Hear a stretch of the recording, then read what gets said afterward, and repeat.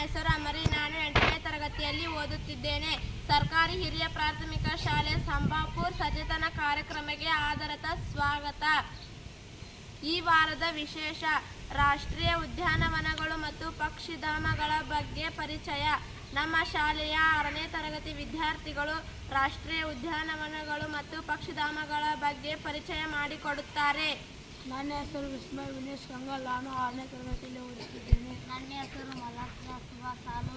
ನಾನು 6ನೇ ತರಗತಿಯಲ್ಲಿ ಓದುತ್ತಿದ್ದೇನೆ. ನಾಗರಹೊಳೆ ರಾಷ್ಟ್ರೀಯ ಉದ್ಯಾನವು ಕರ್ನಾಟಕ ರಾಜ್ಯದ ಮೈಸೂರು ಮತ್ತು ಕೊಡಗು ಜಿಲ್ಲೆಗೆ ನೆಲೆಗೊಂಡಿದೆ. ಈ ಉದ್ಯಾನವನವು ರಾಜೀವ್ ಗಾಂಧಿ ರಾಷ್ಟ್ರೀಯ ಉದ್ಯಾನ ಎಂದು ಕರೆಯಲಾಗುತ್ತದೆ. ಇದು ಭಾರತದ ಪ್ರಸಿದ್ಧ ವನ್ಯಜೀವಿ ಪಕ್ಷಿಧಾಮಗಳಲ್ಲಿ ಒಂದಾಗಿದೆ. ಇದರ ವಿಸ್ತೀರ್ಣ ಸುಮಾರು 643 ಚದರ ಕಿಲೋಮೀಟರ್. ಇದು 1955ರಲ್ಲಿ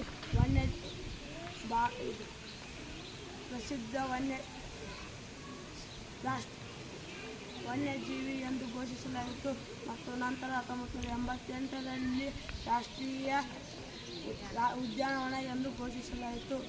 ಈ ಉದ್ಯಾನವನದಲ್ಲಿ ಪ್ರಾಣಿಗಳು ಹುಲಿ, ಚಿರತೆ, ಆನೆ, ಜಿಂಕೆ, ಕಾಡೆಮ್ಮೆ, ಕರಡಿ, ಕಾಡಹಂದಿ, ಮಂಗ ಮೊದಲಾದ ಅನೇಕ ಪ್ರಾಣಿಗಳು ಕಂಡುಬರುತ್ತವೆ ಮತ್ತು ಈ ಉದ್ಯಾನವನದಲ್ಲಿ ದಟ್ಟವಾದ ಉಷ್ಣವಲಯದ ಅರಣ್ಯಗಳು, ಬಿದಿರು, ಟೀಕ್, ಸಾಮ್ರಾಣಿ ಮರಗಳು ಕಂಡುಬರುತ್ತದೆ. ಧನ್ಯವಾದ.